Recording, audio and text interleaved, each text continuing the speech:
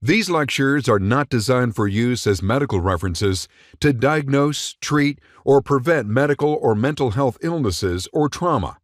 If you have questions about the diagnosis, treatment, or prevention of a medical condition or mental illness, you should consult your personal physician or other mental health professional.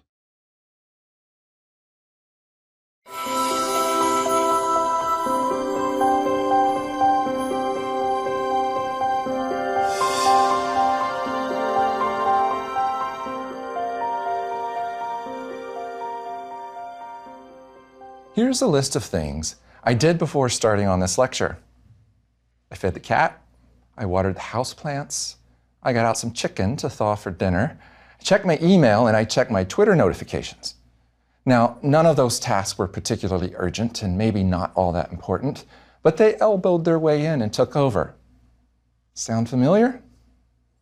Welcome to our lecture on procrastination, an unfortunately common and vexing problem that nearly everyone has experienced.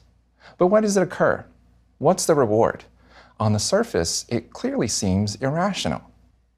However, remember that our brains tend to prioritize immediate rewards over long-term rewards. And although you might be good at delayed gratification, it's still easy to fall into this trap. A recent study found that we're more likely to perform smaller but urgent tasks that have a deadline than more important tasks that don't have a deadline. This can be explained by thinking of ourselves as two different people, our present self and our future self. It's easy to imagine goals for our future self. We want to exercise, eat better, clean out the garage, have a clean house. We might even carefully weigh the pros and cons and come up with an action plan. Future self is all about long-term rewards. However, although we can make plans with future self, it is present self that takes action, and present self is more concerned about short-term rewards. Future self wants financial security and a nice nest egg, but present self really wants that big screen TV. So we have these two warring selves, future and present. It reminds me a little bit of the dual process theory, where we have system 1, that's quick and dirty cognitive processing, and system 2, that is more effortful but more accurate and rational. So what's a person to do? Are we doomed to procrastinate and undermine our long-term goals? Procrastination is defined as the avoidance of doing a task that needs to be accomplished by a certain deadline. It is the intentional delay of starting or finishing a task despite knowing there will be negative consequences. So, by its very definition, it is irrational. The future versus present self, or what is called temporal discounting, gives us some idea of why it happens, but let's apply CBT ideas to see if we can better understand the cognitions, behaviors, and emotions that might be at play. As I mentioned, everyone has procrastinated at some point in their lives, but some of us do it a lot more than others, even at the worst possible times. Now, it might be temporal discounting, but we all have that presumably to some degree. In the last lecture, we learned that perfectionism can be a driver of procrastination. You can't get started or finish a task unless everything is absolutely perfect, and of course, perfect never comes. As we mentioned, there are a core set of beliefs associated with perfectionism that can be tackled and might help with procrastination too. But what else? Dr. Piers Steel, author of The Procrastination Equation, tells us that it's not about laziness. That's something else entirely. He provocatively describes procrastination as self-harm. People engage in an irrational behavior that they know that will hurt them. Dr. Steele and other procrastination researchers believe this self-harm occurs due to an inability to manage negative moods around a task. Think of the task that needs to be done as the trigger, and now we're in CBT territory. The task, the trigger, activates automatic thoughts, which creates negative feelings. The behavior is then avoidance of the task, the trigger. It is immediately reinforcing because we avoid something that we might dread. The emotions might include things like dread, but also anxiety, sadness, boredom, frustration, resentment, you name it. But the key feature is that the emotion is dysphoric, and the behavior, procrastination, can be conceptualized as a maladaptive emotion regulation strategy. It's not a character flaw or a personality defect. It's just an understandable attempt to manage an emotion. And what gives rise to those emotions? Well, we know that by now. It's the cognitions we have about the task. Cognitions which are amenable to cognitive restructuring or other CBT tools. However, the damage from the problem of procrastination can deepen depending on our response to it when it occurs. Self-blame and recrimination are common. Thoughts about our worth, our character, our intelligence, or our abilities. These thoughts layer on more dysphoria, now maybe some sadness or shame, more dysphoria to avoid, or if we think about it constructively, more dysphoria that we can manage using our CBT skills. In fact, there's an entire body of research dedicated to the ruminative, self-blaming thoughts many of us tend to have in the wake of procrastination. These are known as procrastinatory cognitions. So what are we to do? Let's think about our CBT toolbox.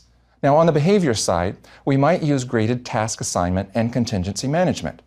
We would break the task into small, manageable pieces and make sure we are rewarded when each one is completed. For my first example about writing course, I was able to get started by focusing on only one piece of one lecture rather than thinking about all 24 lectures at once. It also helps to have a little bit of accountability. I knew our content advisor and the producer would have my head if I didn't step up. Well, not really, but there was still some impression management driving my behavior. Now, on the cognition side, the thought record and maybe even the core beliefs worksheet can stand out. Capture the automatic thoughts about the task and find an alternate, more balanced thought. Were you using magnification about how bad the task might be? Or about how long it might take? Capture the procrastinatory cognitions used to beat yourself up. Are they fair? Are they balanced? How can you rewrite them or maybe construct a behavioral experiment to test out a new thought? This is a minor example, but it's from a patient of mine who was in the doghouse with his wife. Now, his wife was furious that he never ever did the dishes as he promised. So they piled up and up and up until there was a big blowout between the two of them, or she did them herself. When we started discussing the issue, it was clear that he was magnifying the task. He estimated that washing dishes from one single meal would take over an hour. We set up the behavioral experiment. His wife cooked a meal, and he did the dishes right away. How long did it take? Well, it was less than 10 minutes. He also came to realize that putting it off only made the task worse. Dishes can get rather crusty and foul after sitting in the sink for 4, 5, or more days. There's also the steps of PST, or problem-solving therapy, that you might use. First, working on your problem-solving attitude, then defining the problem, listing possible solutions, and trying something out. A clear candidate would also be the many skills we tied to the model of emotion in Lecture 10. If you can regulate the dysphoria with something other than procrastination, then there's no need to procrastinate. And importantly, remember our many discussions of self-compassion and kindness. We are wired to procrastinate, so it's bound to happen. It's up to you to fight back and do what you need to do to get things done. One final thought that might make this whole process a little more enjoyable, and that is a variant of savoring, focusing on how good, fun, and enjoyable something is, or was, or might be. What if you swapped out those negative cognitions with an image of you finishing that task, with a sensory-rich imagining of what it will feel like once you finish? Now that's a cognition worth having. Let me take just a brief diversion and make sure we're making a distinction between procrastination and just having too much to do. In the job I have, there really are no boundaries. There's no standard. There are always more grants, more papers, more projects, more lectures, more students, and more patients. I've accepted that it is impossible to do it all.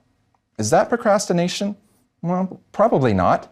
Is it a Superman complex? Well, maybe. Is it a structural problem with academia that tends not to value balance? Well, probably. The point being, as you begin thinking about things that go undone, make sure the expectations are fair and reasonable. It's not procrastination if you've just been given too many things to do. Let's turn now to a new skill, a new exercise designed to help us prioritize what's most important and to get the right things done first. So let's talk about boxes. Specifically, boxes developed by our 34th president, Dwight D. Eisenhower. I want you to picture a 2x2 square with 4 boxes total. At the top of the square are 2 labels, important and not important. On the left-hand side, there are 2 other labels, urgent and non-urgent. You're going to think of all the things you have to do and sort them into one of these 4 boxes, with important and urgent stuff ideally getting done first. Let's see how Amanda used this exercise. So Amanda, you've done a great job with the thought records around perfectionism, and I know you've been able to apply for some jobs and things have gotten kind of busy. You mentioned too that sometimes even though you know there's a long list of things you have to do, you don't quite get to it, that there's a procrastination issue that comes up and it's hard to get over the inertia of that sometimes. Is that still true? Okay. A little bit, yeah. So I wanted to show you a quick exercise as someone who also has a long to-do list of how is it that we can sort things into different categories and decide where to get ourselves started. And sometimes it's the sorting gets us activated enough that we can at least get that first item that's done. We don't want to start with the easiest thing, right? We want to start with the most important thing, ideally. So a way to do that, and I just have a 2x2 table here, and across the top I've written important and non-important, and I know that's overly simplistic and dichotomous, but it's a 2x2 table. On the left-hand side we have urgent and non-urgent, so we're left with 4 boxes. The top left we have important and urgent, bottom left we have non-urgent and important, and then on the other side we have not important but urgent and not important and non-urgent. The problem is, a lot of times it's this bottom right-hand box, stuff that isn't important and not urgent, all those little details like vacuuming the carpet or doing the dishes or all those things we do to kill time and not do what we really need to do, they fit in that category. What we want to do, though, is to make sure we have a better understanding of things that we need to do. Oftentimes, when, say, you're in a workplace setting, you get these emails, must do this now, exclamation point, right? Or you get these voicemails, sounds urgent. Maybe it is urgent, but it also might not be that important. So we want to think about not just as someone pushing us to do it, or are we trying to avoid things by unimportant tasks, but what's important and what's urgent. So let's think about a list of tasks that you have for the coming week, and let's see if we can sort them into these 4 categories. So I know that the job search is one, so you need to keep applying for jobs. So is that important? Oh, absolutely. Yes, so we know it's in this column, the important column. And is it urgent or non-urgent? Oh, it's most certainly urgent. Okay, so let's put job search in the important and urgent category. What other activities? Working out. Okay, so physical exercise. Is that important? Yes. Is that urgent? No. Okay, right, and that's one of the struggles with working out is it doesn't have to be done right now, but it's important. Right. And the danger with things that are important but non-urgent, you can just keep pushing them off and pushing them off, and pretty soon a week becomes a month, becomes a year. So we're going to put that in the important but non-urgent category, so that's working out. What else? Maintaining friendships, relationships with people. So social contacts with folks. Is that important? Yeah, I think it's important. Okay. Is it urgent? No, I wouldn't say it's not. Okay. So social contacts, and here we're not just talking about chit-chat with random strangers, it's people you have established and important relationships with. So social contacts. Okay. Other things. Hobbies, reading. So reading, okay. I'm guessing that's not urgent, right? Not urgent. Not urgent, important? Probably not too terribly important either. Okay, so pleasure reading, we'll put it that. So pleasure reading, non-important. I put it in urgent. It's not important and non-urgent. Okay, pleasure reading. What else? How about like social media, reading the news, responding to emails? I'm thinking of all the things that take up time, right? Yeah. Well, social media is not super important, and not necessarily urgent. Okay, so I'll put social media down there. How about emails? Well, I would imagine if they're work-related emails, they're probably important, Got it. but hard to gauge where they are in terms of urgency. Okay. So what if we say, and I guess time is important if it's someone responding to a resume that you sent out. So why don't we say scan and sort emails isn't important and urgent, and there you're doing a quick scan to see if an employer's emailed you back. Mm-hmm. And if they haven't, then it falls into a different category, right? And if your inbox is like mine, most emails are just advertisements and junk, right? So those are not important and definitely not urgent. Mm-hmm. Okay, I'll just put random emails. So let's think about this top right-hand box, the not important but urgent category. So what sorts of activities fall into that one? It's a little bit harder to think of urgent but not important. Yeah, that one's a little tricky. I think maybe like friend requests on social media. Okay. Where, you feel compelled to want to respond right away, but really it's not that important because it's probably from someone you already know and already consider as a friend anyway. Right. Okay, so social media, anything else on that seems like a good category really for urgent but not important stuff. Yeah. So things like, surveys, urgent surveys. Yeah, or like polls and that sort of thing. Okay. I think all of that kind of falls under that umbrella where it's not super important, or is it really super urgent? Sense of urgency. Right. Okay, good. Well, so I think we have something in all four of these, and we'll let you continue to populate these boxes and prioritize activities. And again, remembering, even if there's that urgency that's nested into a request, if it's not important, put it at the bottom of the list, right? Do the important stuff first. Right. Okay, great. If you're like me, you often get sucked into the urgent category, and oftentimes it's urgent but not important, like, say, checking your emails. It's up to us to take control of our time. But you might be asking yourself, what about fun? What about downtime? What about pleasant activities?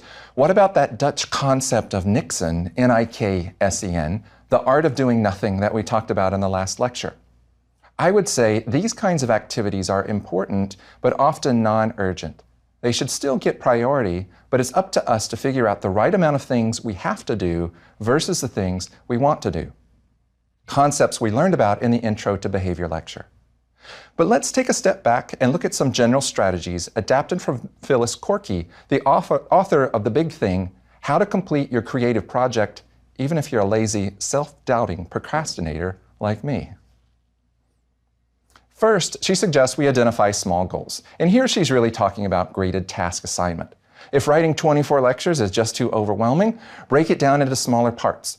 These small tasks accumulate, ultimately turning into a completed project. You might set a goal of sitting down to work on a project for at least 10 minutes a day. This is a strategy that many writers use. The 10 minutes doesn't feel overwhelming, and you might actually find that once you get started, you keep going for a lot longer than 10 minutes. Number 2, create a prioritized to-do list. Here you can use something like the 4 boxes and start with the urgent and important items first. Still having trouble getting started? Think of other CBT tools like graded task assignment or contingency management. Just don't use a thought record as a way to avoid doing something urgent and important. Number 3, use your natural patterns to your advantage. If you're more alert in the mornings, schedule more difficult tasks in the mornings. Do you feel more social after lunch? Schedule lunch meetings or phone calls after lunch.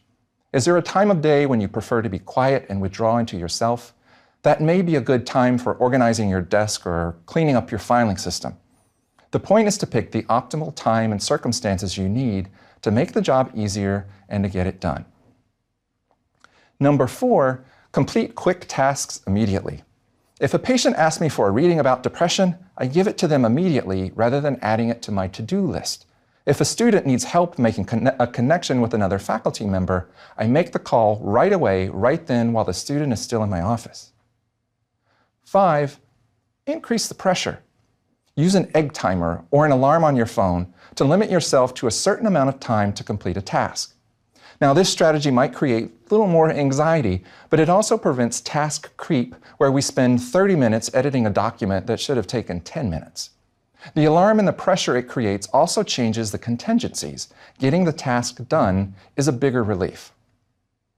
Now, one of the favorite tools psychologists use to overcome procrastination is called a commitment device. Commitment devices can help you stop procrastinating by designing your future actions ahead of time.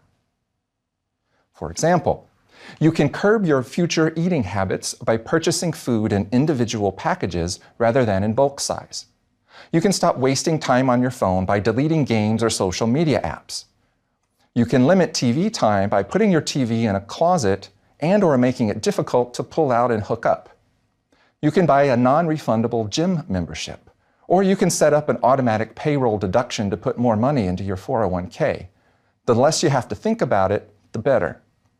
Now, let's go back to Amanda and see how she uses some of these general strategies to help her with her job search. So Amanda, let's talk a little bit about procrastination. Now, I know you have a long to-do list, and the big item that you've really been wrestling with is applying for jobs. So tell me how that's going and if procrastination has been emerging as a problem. Yeah, so I get up in the morning and I'm super excited and focused about, looking and applying. But then, I'm looking and I'm like, oh, yeah, I need to deal with this pile of laundry, or, I need to clean the bathroom, or some other thing. And so, I kind of start off with good intentions to kind of get things done, but then I get kind of distracted and sidetracked by the other things that I've kind of let fall by the wayside, and I just kind of feel this overwhelming need to just take care of those things, and then I'll come back to the application process. Right. So, yeah, I guess I have been doing a fair amount of procrastination. Yeah. So and it's super common, and I think a lot of people fall into that same trap, that they'll have a clear goal that is of highest priority without a question, and then they'll get sidetracked, or maybe that task they need to accomplish is not quite fun. Maybe it's a little aversive, maybe it's kind of big and overwhelming. So it's easier to do these little things that need to be done. That way you can still feel productive, you feel a little less guilty, but before you know it, an hour's gone, 2 hours gone, the whole day is gone, and you haven't really done the thing that needed to be done that particular day. Yeah. So the cost is you didn't get it done. The benefit is you got to avoid something, right? That was causing you some anxiety, or maybe that you didn't want to do. So let's think a little bit about strategies. And we've talked before about creating to-do lists and prioritizing them into things that are important and or urgent. So we know that the job search is definitely important. It's one of the most important things for you.